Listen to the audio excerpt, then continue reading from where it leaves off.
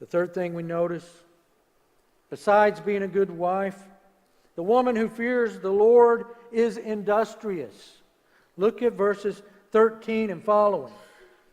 She seeks wool and flax, and willingly works with her hands. She is like the merchant ships.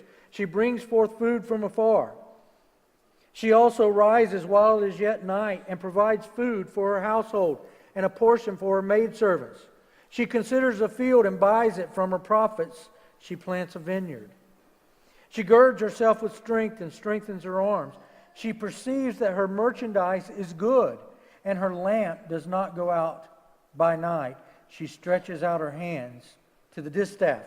And then down in verse 24, she makes linen garments and sells them, and supplies sashes for the merchants. And then down in verse 27, she watches over the ways of her household and does not eat the bread of idleness.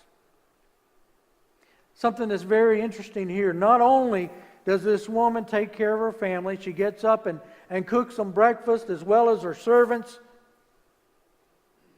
but she's also a shrewd businesswoman. She actually turns a profit.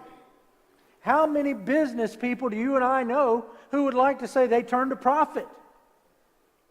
This woman turns a profit. Now here we need to be careful in our interpretation.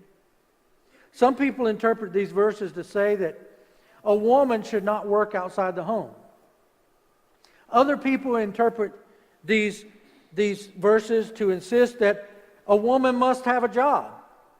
And I wouldn't dare tell you either one of those things this morning, but I would suggest that God calls some women to work outside the home, and some He calls to be full-time homemakers. We have to be very careful in painting with broad strokes. There are some cases where economics necessitate that both parents work outside the home.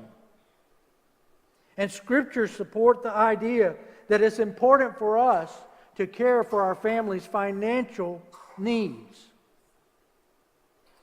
The point of these verses, I believe, has little to do with where a woman works, but all to do with the fact that she's industrious. She's not lazy.